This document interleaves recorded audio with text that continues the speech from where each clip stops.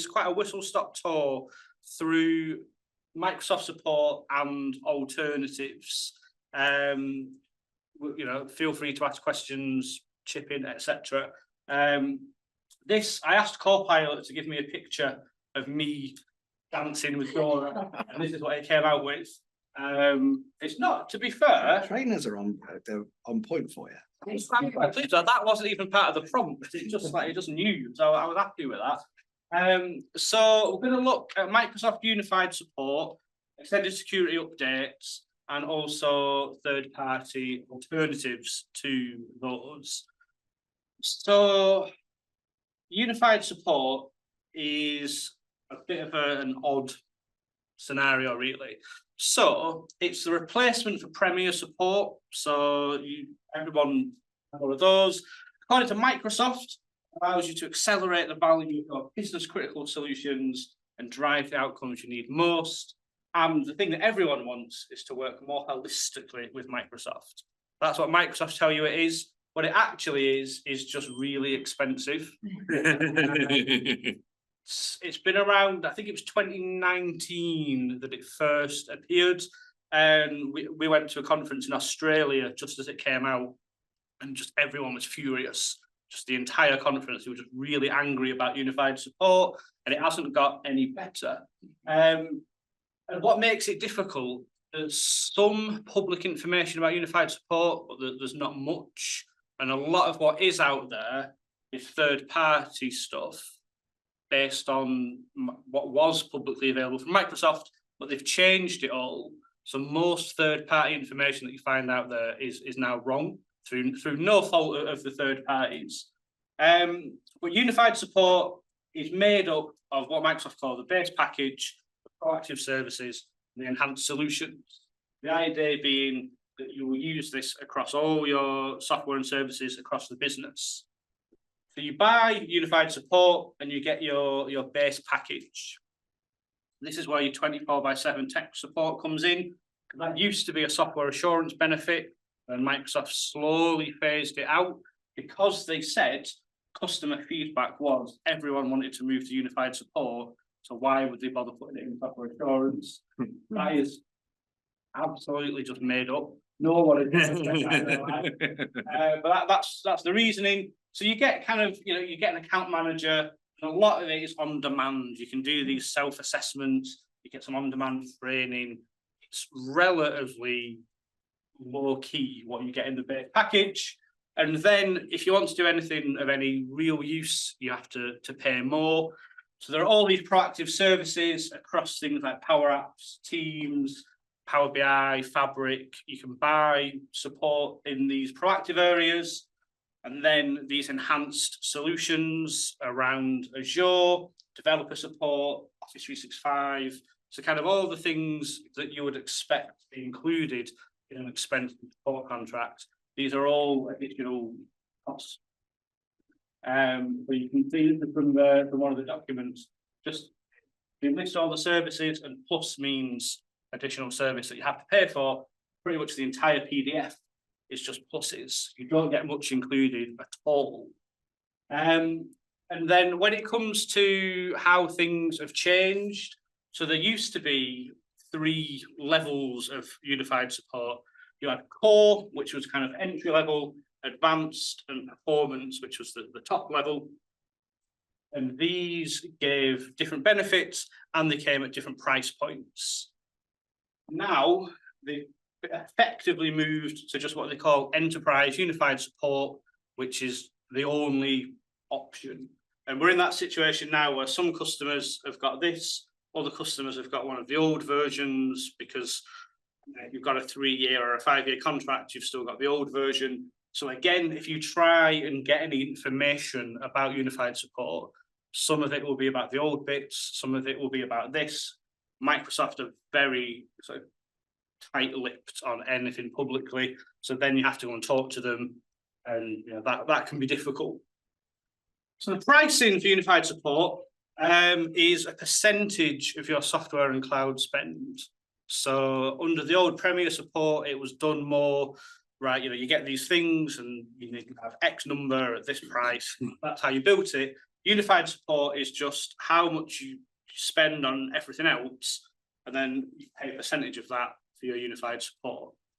So Microsoft make what they call product spend, which is P, and that is made up of everything you've spent on cloud services in the last 12 months, everything that you've spent on Azure in the last 12 months, everything that where you've bought just licenses in the last 12 months, and everything with software assurance as well.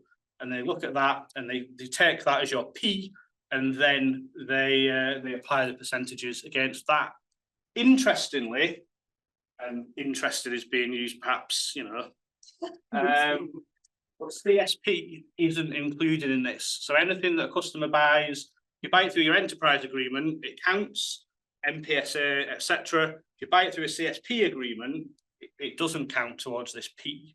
So there's potential for segregating things to reduce, but I've spoken to a couple of people and it generally just ends up being more difficult, more hassle than it's worth. But that is worth knowing. And it's interesting because Microsoft are pushing more people towards CSP, which suggests that there's some other sort of change is going to come to unified support at some point. I checked with a couple of people last night to make sure that I had missed something. But still, out of our 10 last night, this was still right. So hopefully. And the way they do it, it's all kind of what they call graduated pricing. So when it comes to Azure or on-premises server, for the first 1.8 million, you pay 10% of that, and then for the next 4.2 million, you pay 7% of that bit. So as you go through, so that the more you spend, you pay a lower percentage, but you're still paying the higher percentages as you work your way up. So it's, you know, some people look at it and go, oh, we're spending, you know, 150 million, it's only 1.75%, but it's, you've got to sort of add it all up. It's like income tax. Yeah. Yeah. And Microsoft they've kind of gone, do you know what could we do to make ourselves more popular? Integrate a tax system into our license. Have 15 more levels. And that's it, that's Azure and on-prem, and then for per user, there's different bands with different percentages. So per user is modern work, which is Microsoft 365, Biz Apps, which is Dynamics 365, and Power Platform, and then any kind of on-premises user stuff as well. So they come in at different bands, different percentages. So you can see, trying to work out what are we going to spend is relatively tricky. So as an example, and this is always everyone's favourite bit, so session before dinner, let's just chuck loads of numbers and calculations at everyone. I'm on coffee number 4 on Game for It, go. Awesome. So this example kind of just made up numbers, 4.5 million on Microsoft 365, 2 million on Dynamics, 10 million on Azure, and then 2 million for your on-prem server. So you've got 6.5 million as user. So you break it out to, right, 7.5% of that. So you have to go through and add it up. And they have made it slightly easier, because it used to be that Microsoft 365 counted as 75% user and 25% server. So you had to sort of move money around. But as far as I can work out currently, it just counts towards user these days. So that's your number just for your user. Then you have your Azure number. So right, so we're spending 10 million on that. So that comes to 674,000 for the Azure support. And then calculation for your on-prem server, 214,000. So you come to just shy of 1.3 million for this support. And I was talking to someone the other day, there are 1,000 users and they pay 250,000. I think it is for their unified support. And so because it's made up of products, you know, you can have a smaller customer who uses lots of something and a bigger customer who doesn't. So it's hard to necessarily look at it and say, right, as an organization, we're roughly here. You really do have to do your calculations. Can you buy it? Could you buy it for users only and Azure only and server only, or do you have to have all of it? So it's everything. So if you've got those products, then you have to cover them. So there's like with the CSP exclusion, you could potentially do something like move all your Azure to CSP and then only have user on enterprise agreement. But then that brings other complications. So it's very much kind of, yeah, if you're using Microsoft, they've got you. And the price just, as you use more, then these numbers just go up. So I did do some other calculations as well, but basically, over time, just as you grow, as you add more users, as you add more Azure, which is Microsoft's main focus. So you might spend, we're spending an extra 10 million on Azure, but that also means an extra, X amount on unified support. Or if, Microsoft come in and say, oh, let's swap out CrowdStrike and implement, one of our security products, you also have to think, what does that do to our support?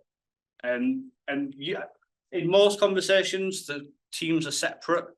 There's someone who's paying for this isn't necessarily involved in the kind of product mix or what we're going to adopt our next renewal. So unified support is basically Microsoft just printed money for themselves. There's a weird thing about all of this, because I heard someone gasp when they said $250,000. Is this expensive? Because you said, Microsoft's a printing money machine. What's the alternative? What are you going to do? Well, I'll show you. I'll show you. I love it when that happens. I may have missed you saying this when I did a quick toilet run, but when you say the CSP, it's not available on CSP. If that's all the customers got, what do they get support-wise then? So, because through CSP, support should be done by the CSP provider. Okay. So, if you buy it from, let's say, Softcat, they should be supporting all this.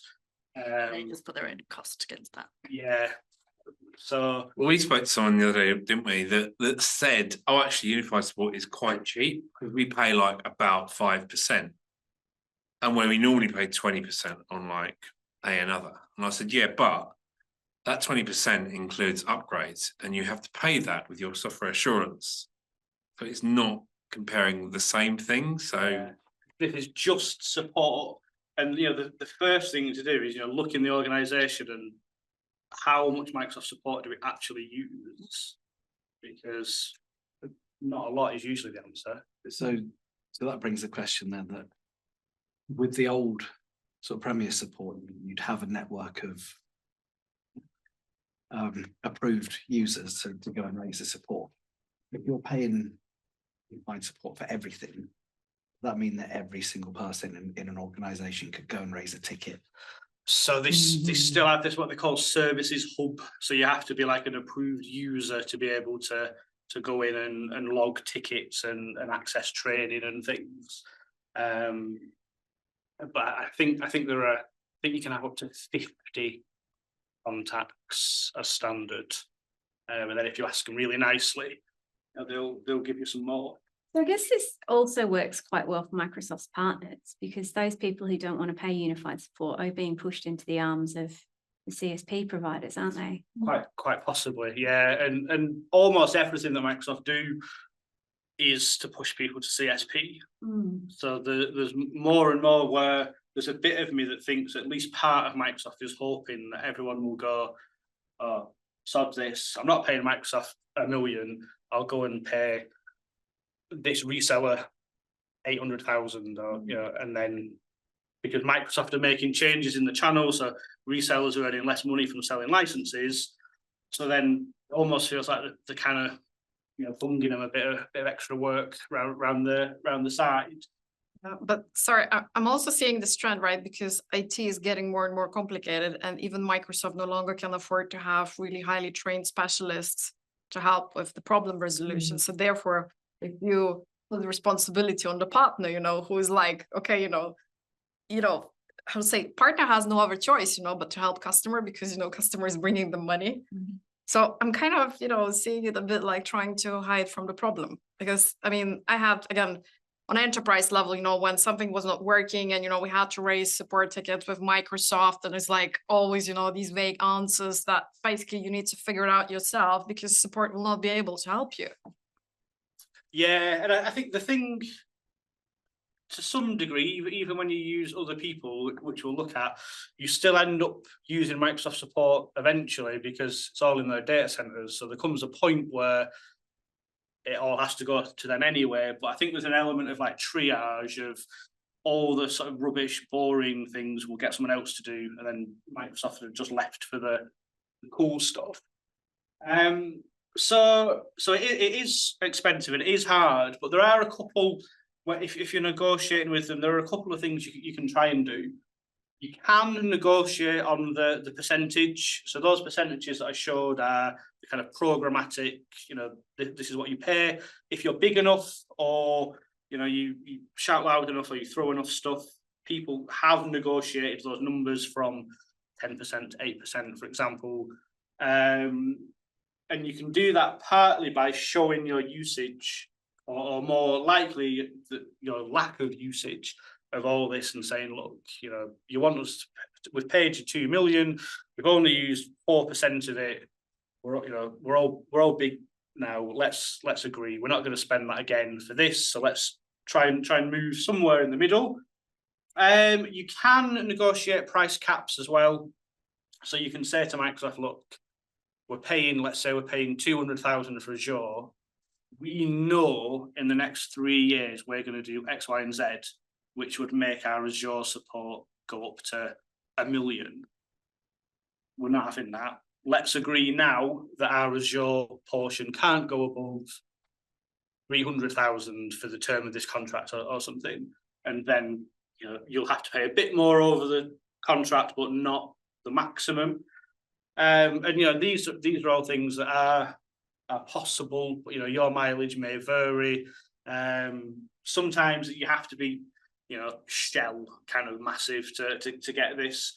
Other times, if you know, it's always worth trying, because all they can do is say no.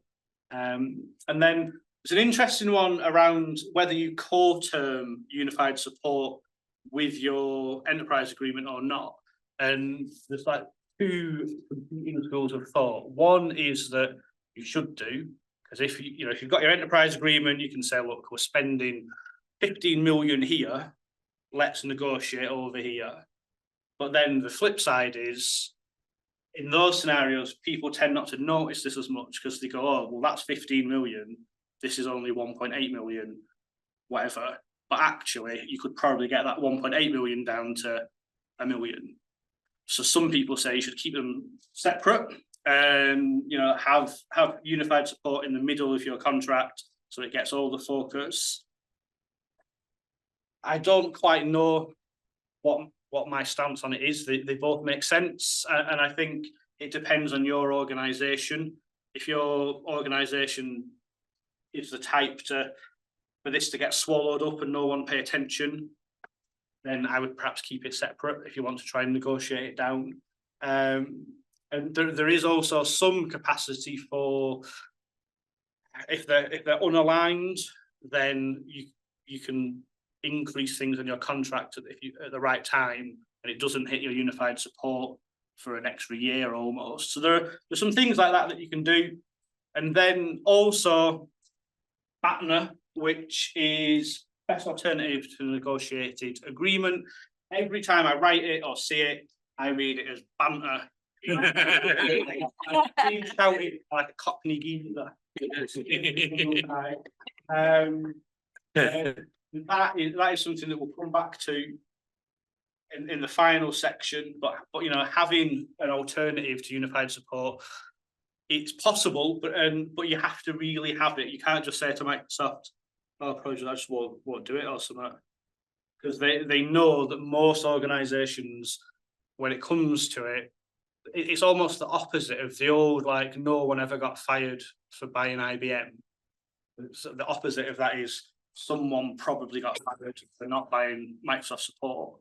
So everyone gets quite worried about it. But we'll look at the alternative to that shortly. The other bit on Microsoft I wanted to touch on was the extended security updates. which ties in quite nicely with the kind of resilience message. So they are additional security updates for Windows Server and for SQL Server. So products that have gone out of mainstream support, you can get an extra 3 years coverage. So the way it tends to go, you get your mainstream support when the product comes out, typically 5 years. Then they go into extended support for another 5 years. And then at this point, there's no support, you can't do anything about it. Microsoft realized, I mean, we saw it with Windows XP, that everyone was like, I'm definitely keeping this for another 5 years. And then it happened with Windows Server. They added in these extended security updates, which give you a further up to 3 years support. So the first editions were for Windows Server 2008, which extended that. They've now run out as well. The current ones, so SQL Server 2012 is now in ESU, Windows Server 2012, and also SQL Server 2014. ESU started on that one a couple of months ago. So yeah, 2014 does not seem like 10 years ago. But apparently it is. I've checked on, I asked Copilot. Interesting. I asked Copilot this morning, because have you seen that you can use Copilot on WhatsApp now? So you can just message it on WhatsApp and ask it just in your contacts. And I was like, oh, can you give me some things that happened on this day in London? I thought I'll start off with that. It gave me a list, and I thought that's a lot of stuff that happened on the same day.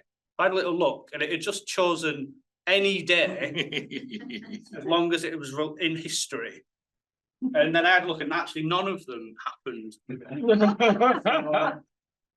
So yeah. Were they in London? They were in London. Right, They so got that bit right.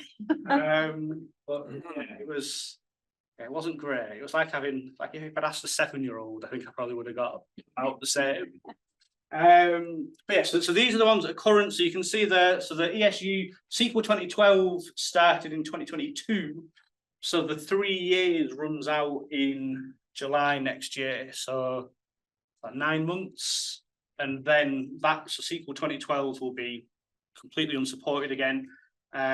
So as a few of the sessions have mentioned already, you know, from the regulatory requirements of having to have supported servers, etc. But then what often happens is you're using a third-party piece of software that is only certified up to SQL 2012, so they won't let you upgrade, but Microsoft won't support it, and then you've got to choose something. So the ESUs. So it's not going to be long until SQL Server 2016 comes onto this list. So it's a little bit like the Oracle Java kind of, it's free and then it isn't. It's that kind of rolling thing of every couple of years more products will appear. So if you do have these servers and you want to keep them supported, you've got a couple of options. It won't surprise you to learn that these ESUs are free on Azure. And by Azure, it can be the virtual machines, dedicated hosts, VMware on Azure, Nutanix on Azure, and any of the Azure Stack hardware appliances. You move your 2012 servers onto any of these, you get the ESUs free of charge, which To be included in the price. well, true. Yeah, no additional costs. If you don't want to do that, then you can buy them through volume licensing, and you can get them. You have to have active software assurance, or it needs to be an active subscription, including CSP, or it can be through SPLA as well. But it has to have some kind of. It can't just be a license. It has to be software assurance or an ongoing subscription. Sorry, so going back to these free versions, but you still pay for the resource that you use, right? Yes, so It's kind of hidden, so you kind of think it's free, but actually. Yeah, so the ESUs are free, but everything else isn't. So you still pay for the VM and the Windows software, etc. You pay for all the work it takes to migrate into the cloud. Just assuming this doesn't overcome your compatibility problem, does it? Because you're just shoving your 2012 problem into the cloud. Doesn't fix your cloud problem. Doesn't fix your No. 2012 problem. You know, at best, you're kicking the can a couple of years down the road. And what we saw with the 2008 ESUs is everyone bought them and went, right, that gives me 3 years. 3 years later. Yeah, and they're like, oh, bloody hell, no one told me. So yes, this is only, you still pay for everything underneath. It's just the ESUs. So yeah, on-prem or in the cloud, you can use them, but you need to have software assurance or some kind of subscription. So effectively then, if you're on premises, you can use them. If you're doing bring your own license through flexible virtualization benefit or license mobility, you can use ESUs on those platforms. And if you're doing it through SPLA, you can put ESUs that you've bought on that provider. Also, if you buy ESUs, you can use them in your development environments. So if you buy them for your production servers, you can use them on any number of development servers as well. So don't let anyone try and make you buy them for test and dev servers. Pricing for these, volume licensing is 100% of the full license price every year. And actually getting that number is more difficult than you would think, because is it the license price that you paid, or is it a license price that Microsoft have set, like the gold standard? But it's every year 100% of the price. You can also buy them through Azure Arc, which is Microsoft's new favorite thing. Basically, Azure Arc, it connects your on-prem systems into Azure for various reasons, but it does mean, depending on how cynical you are, that Microsoft can then see into your systems and see what hardware you've got, what's running on them, etc. Because there has to be a reason that they're doing everything they can to make people buy Azure Arc. They're obsessed with it. So with this one, the pricing depends on the product and things as we'll look at, but the big difference is volume licensing is annual, but this is monthly.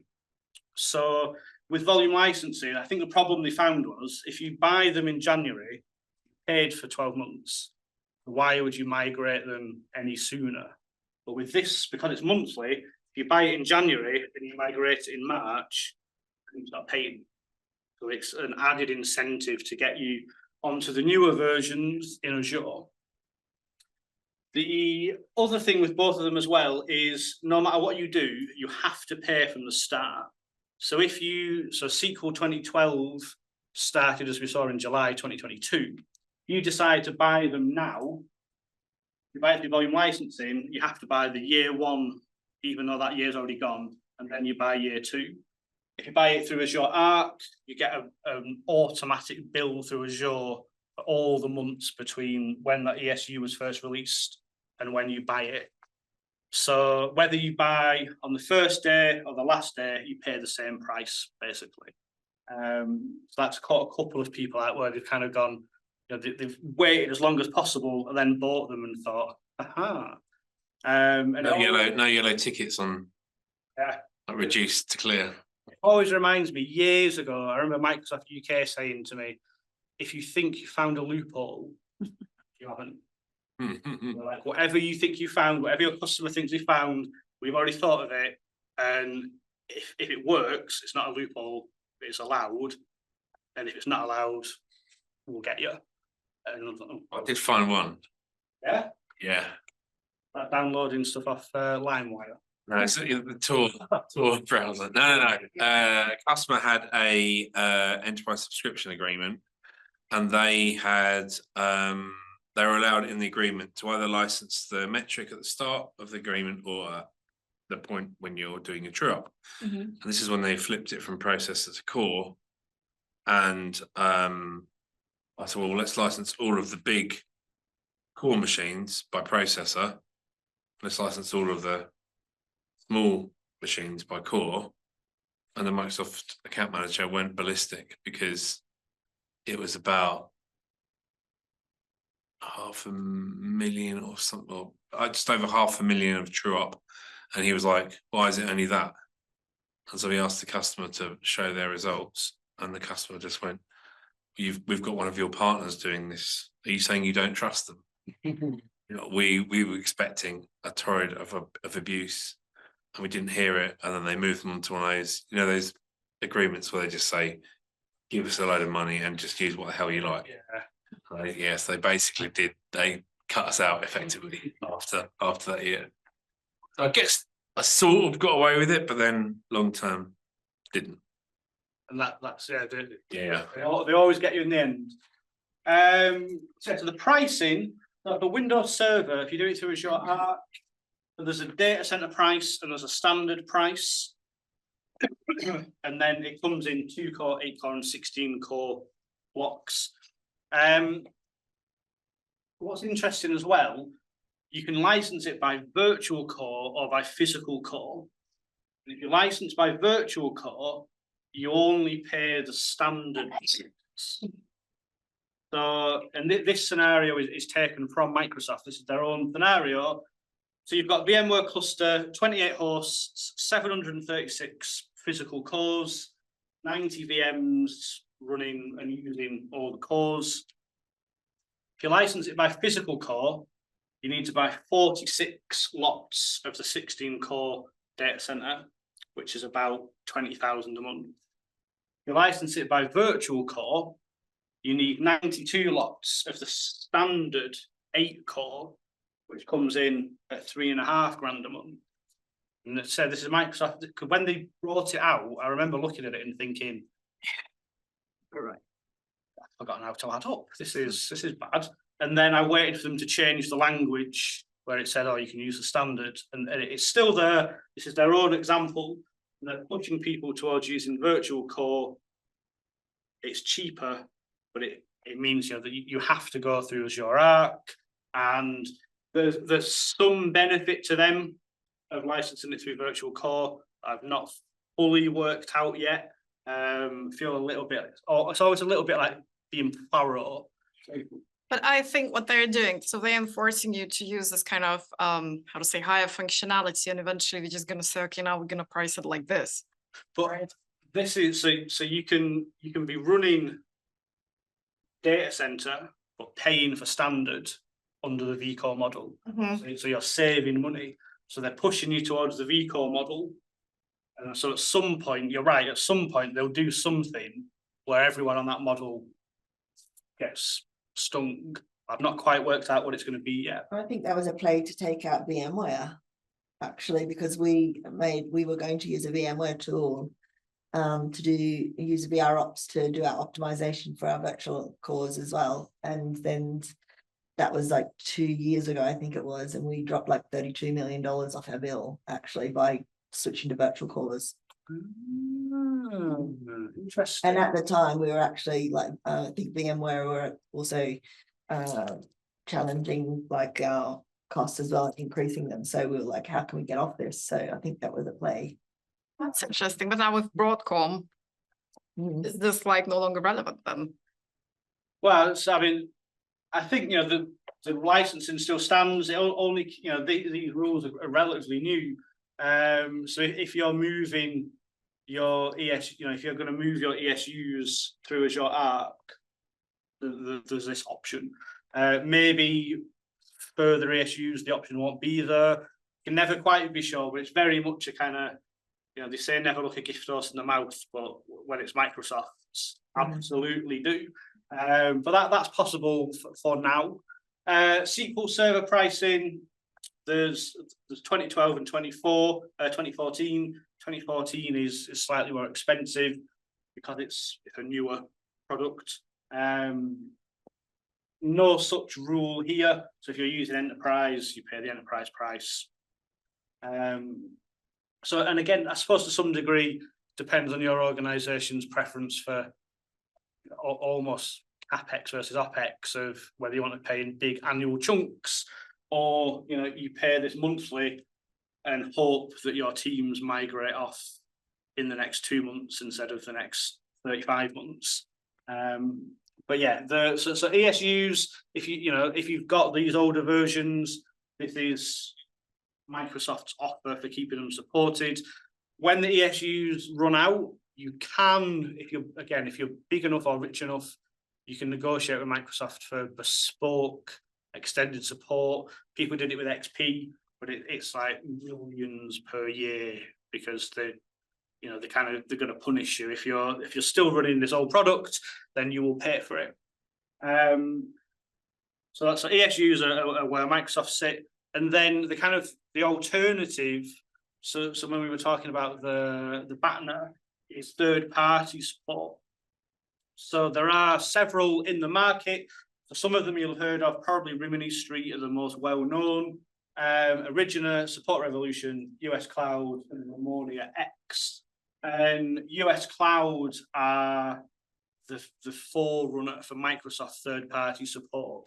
So, all of them cover bits and pieces at Microsoft, typically SQL database, but US Cloud do almost everything. So the kind of breakdown of the so if you're looking at unified support and you're thinking what is our alternative, US Cloud would be people to talk to. There are a couple of others, but I don't know them particularly well. US Cloud, I've spoken to quite a lot of their customers, I've spoken to them, and everyone seems really happy with them. And kind of all of these, you're looking at about 50% reduction in support costs. And will US Cloud support beyond the end of the ESU? So in general, yeah, so you can use them to support older things as well. And I know like Origina for IBM, that's a big thing for them as well. But yeah, as things run out, you're not forced to upgrade. With third-party support, this is probably the biggest one where you find yourself upgrading just to keep in support. You don't need any of the new features. You're not getting any benefit from it. A whole lot of work. You have to do it. You have to have support. So looking at the third parties, like I say, if it's SQL in general, I think Rimini and Spinnaker and Support Revolution, I think, all do SQL as well. But US Cloud will do across the board.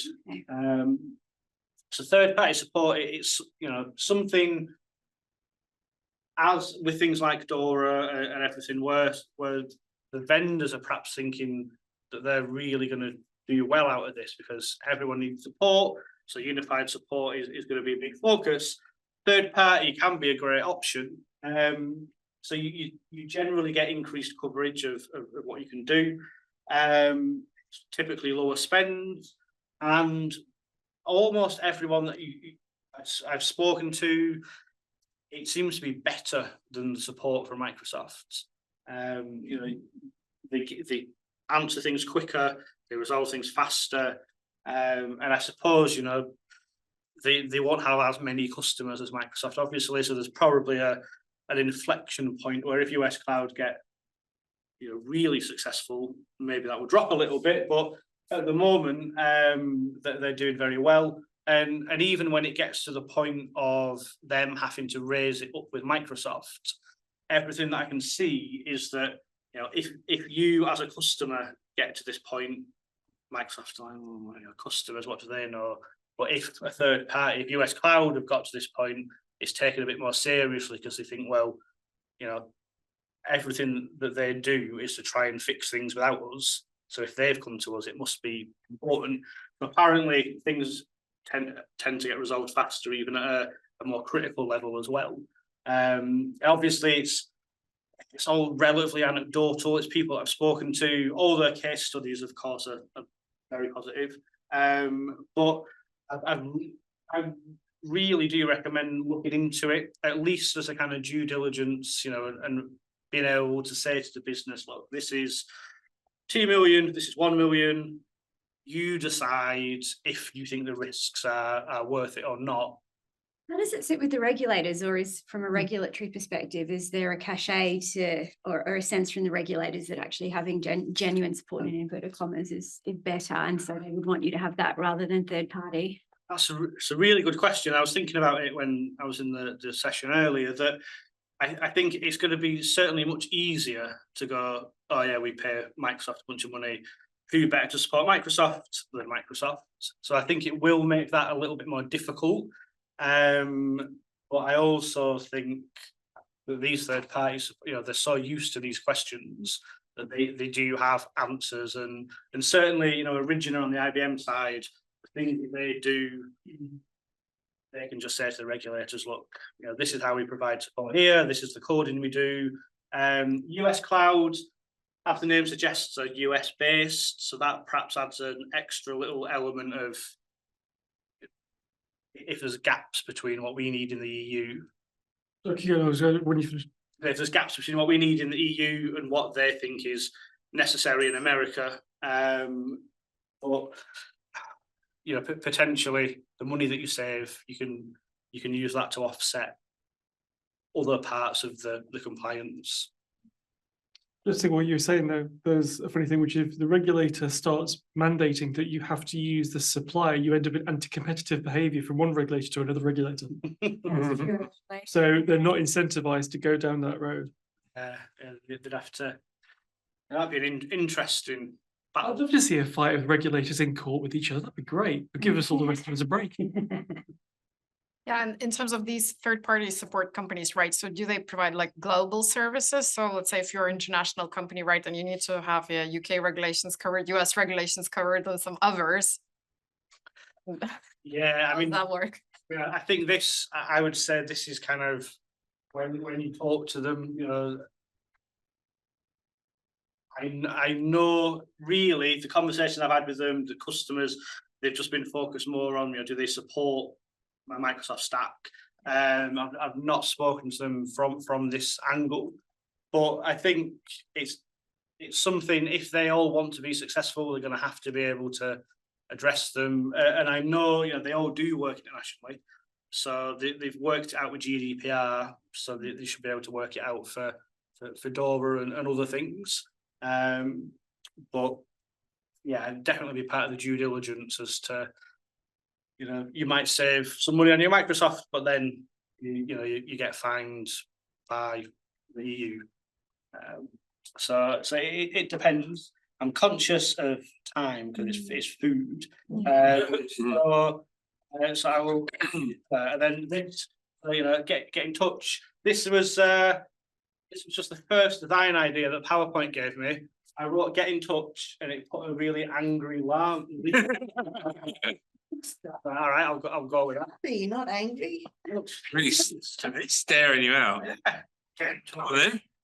Well, then, If you've got any questions on this or anything else Microsoft related, iPhone related, or anything, get in touch. Connect with me on LinkedIn if we're not already. And yeah, thanks for your time.